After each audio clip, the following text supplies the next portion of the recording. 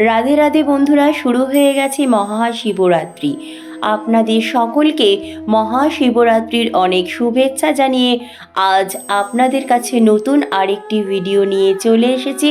বন্ধুরা, আজ আমি আপনাদের সাথে শেয়ার করব মহাশিবরাত্রির ব্রতের পর পারণ ক্রিয়া অর্থাৎ উপবাস ভঙ্গের নিয়ম। তার সাথে শেয়ার করব মহাশিবরাত্রির দিন এবং শিবরাত্রির পরের দিন কোন কোন কাজগুলি একদম করা উচিত নয়। আশা করি ভিডিওটি আপনাদের অনেক উপকারে আসবে।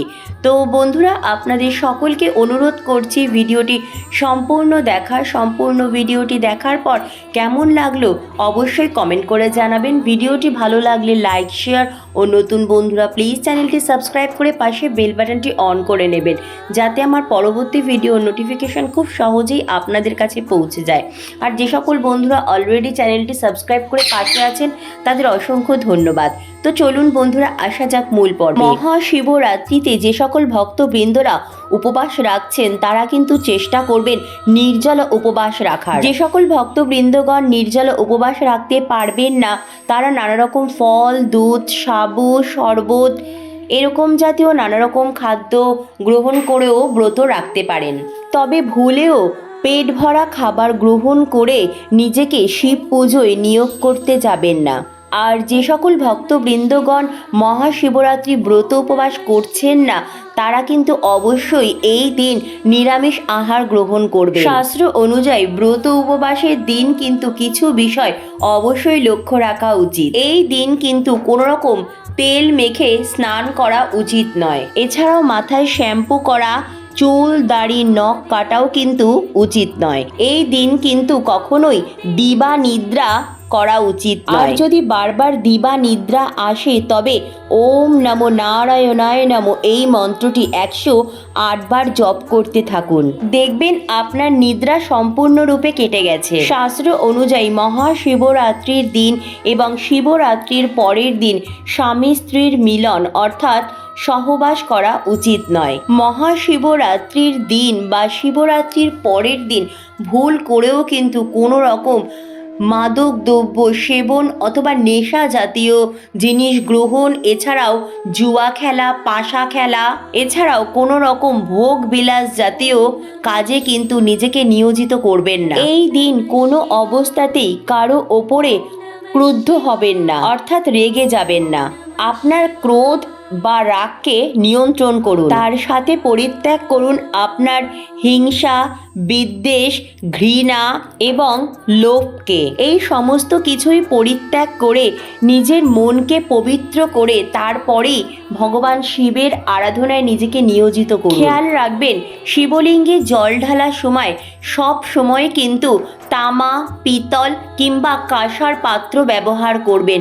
কোনো রকম প্লাস্টিক, স্টিল অথবা লোহার পাত্র ব্যবহার করবেন না। সদা সর্বদা শিব পুজো উত্তর দিকে অথবা উত্তর পূর্ব দিকে মুখ করে বসেই করুন। শিবলিঙ্গে কখনোই তুলসী পাতা, হলুদ, সিঁদুর, কোনো গন্ধযুক্ত ফুল, এছাড়াও নারকেল বা নারকেলের জল বাবা মহাদেবকে কখনোই অর্পণ করবেন না। তবে আপনারা অবশ্যই ডাবের জল দিয়ে শিবলিঙ্গ অভিষেক করাতে পারেন। এছাড়াও অবশ্যই খেয়াল রাখবেন শিবলিঙ্গে কিন্তু কখনোই প্যাকেটজাত কোনো রকম দুধ নিবেদন করবেন না বা প্যাকেটজাত দুধ দিয়ে শিবলিঙ্গ অভিষেক করাবেন না। অবশ্যই চেষ্টা করবেন গরুর খাঁটি কাঁচা দুধ দিয়েই শিবলিঙ্গ অভিষেক করানোর। তবে কিন্তু গরম দুধ বা জাল দেওয়া দুধ শিবলিঙ্গে কখনোই অর্পণ করবেন না। মহাশিবরাত্রির ব্রতের সম্পূর্ণ ফল পেতে কিন্তু অবশ্যই শিবরাত্রির পরের দিন পারণ ক্রিয়া সম্পূর্ণ করতে হবে, অর্থাৎ উপবাস ভঙ্গের নিয়ম। পারণ ক্রিয়ার কিছু নিয়ম বিধি রয়েছে। শিব চতুর্দশী তিথি যখন ছেড়ে যাবে তার কিছুক্ষণ আগের সময়ের মধ্যেই কিন্তু এই পারণ ক্রিয়া সম্পূর্ণ করতে হবে। মহাশিবরাত্রির সময়সূচি চলুন বন্ধুরা সবার প্রথম জেনে নেওয়া যাক। এবছর অর্থাৎ 2025 সালে মহাশিবরাত্রি পড়েছে ইংরাজি 26শে ফেব্রুয়ারি, বাংলার 13ই ফাল্গুন বুধবার দিন। শিব চতুর্দশী তিথি শুরু হচ্ছে ইংরাজি 26শে ফেব্রুয়ারি 2025, বাংলার 13ই ফাল্গুন 1431 সকাল 9টা 42 মিনিট থেকে। শিব চতুর্দশী তিথি সমাপ্ত সমাপ্ত হবে ইংরাজির 27 ফেব্রুয়ারি 2025, বাংলার 14 ফাল্গুন 1431 বৃহস্পতিবার সকাল 8:31। চলুন বন্ধুরা, এবার জেনে নেওয়া যাক মহাশিবরাত্রির পালনের সময়সূচি। বাংলার 14 ফাল্গুন 1431, ইংরাজির 27 ফেব্রুয়ারি 2025 বৃহস্পতিবার সকাল 8:31 থেকে সকাল 9:56 পর্যন্ত। এই সময়ের মধ্যে কিন্তু আপনাদের পারণ ক্রিয়া সম্পন্ন করতে হবে। এই দিন স্নান করে শুদ্ধ বস্ত্র পরিধান করে চলে আসবেন ঠাকুর ঘরে, নিজ মস্তকে পুজোর উপকরণে এবং পুরো বাড়িতে ভালো করে গঙ্গা জল ছিটিয়ে দেবেন। শিবলিঙ্গ দুধ গঙ্গা জল অথবা পরিষ্কার শুদ্ধ জল দিয়ে ভালো করে অভিষেক করিয়ে নেবেন। এরপর বাবাকে চন্দনের তিলক পরিয়ে দেবেন। চন্দন সহযোগে আকন্দ ফুলের মালা পরিয়ে বাবাকে সুন্দর করে সাজিয়ে দেবেন। চন্দন সহযোগে নিখুঁত 3টি পাতা যুক্ত বেল পাতা বাবাকে নিবেদন করবেন। বাবার প্রিয় ধূত্র ফুল, আকন্দ ফুল, শ্বেত অপরাজিতা ফুল, নীলকণ্ঠ ফুল চন্দন সহযোগে অবশ্যই বাবাকে নিবেদন করবেন। পারণের পূজা বিধিতে অবশ্যই বাবাকে অন্নের ভোগ নিবেদন করতে হয়। বাবা মহাদেবের উদ্দেশ্যে নিজ হাতে পায়েস তৈরি করে ভোগ নিবেদন করুন। এছাড়াও নানা রকম ফল মিষ্টির ভোগও নিবেদন করতে পারেন। পুজোয় বসেই সর্বপ্রথম আগে ধূপ দ্বীপ প্রজ্বলন করে নেবে। বাবা মহাদেবকে ভোগ নিবেদনের পর হাতে ফুল বেলপাতা দূর্বা নিয়ে হাত জোর করে ওম নমঃ শিবায়, ওম নমঃ শিবায়, ওম নমঃ শিবায় বাবা মহাদেবের এই বীজ মন্ত্রটি 3 বার বলে তারপর পারণ মন্ত্রটি উচ্চারণ করবেন। পারণ মন্ত্রটি হল সংসার ক্লেশ দগ্ধস্য ব্রতে নানেন শঙ্কর প্রসিদ সম্মুখনাথ জ্ঞান ও দৃষ্টি প্রদভব।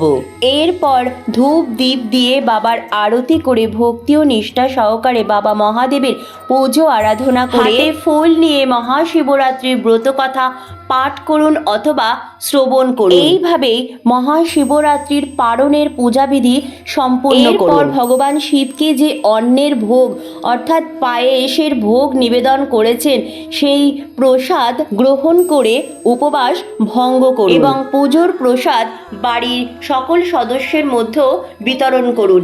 খেয়াল রাখবেন এই দিনও কিন্তু অবশ্যই নিরামিষ আহার গ্রহণ করবেন। অর্থাৎ শিবরাত্রির আগের দিন, শিবরাত্রির দিন এবং মহাশিবরাত্রির পরের দিন বাড়িতে কোনো রকম আমিষ জাতীয় জিনিস আনবেন না বা রান্নাও করবেন না। মহাশিবরাত্রির দিন এবং শিবরাত্রির পরের দিন সারা দিন যত বেশি সম্ভব পারবেন ওম নমঃ শিবায় মন্ত্র মনে মনে জপ করতে থাকবেন। তাছাড়া জীবনের নানা রকম বাধা বিপত্তি, আর্থিক সমস্যা, রোগ ব্যাধি, জ্বালা যন্ত্রণা থেকে মুক্তি পেতে সকালে ঘুম থেকে উঠে এবং রাত্রে ঘুমোতে যাওয়ার আগে অবশ্যই মহামৃত্যুঞ্জয় মন্ত্র সারা বছর জপ করুন। এই পারণের পুজোর দিন কিন্তু ভুল করেও অন্যের অন্ন ভোজন অথবা দূর পথে যাত্রা করবেন না।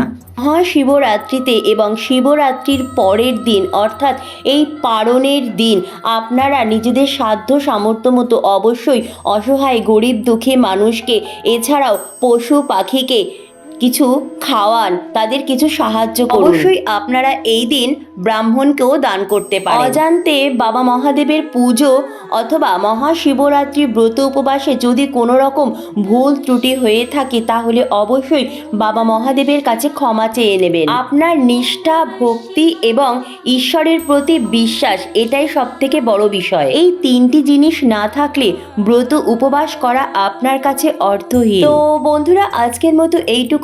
অনেক অনেক ধন্যবাদ ভিডিওটি দেখার জন্য। জয় শিব শম্ভু। রাধে রাধে।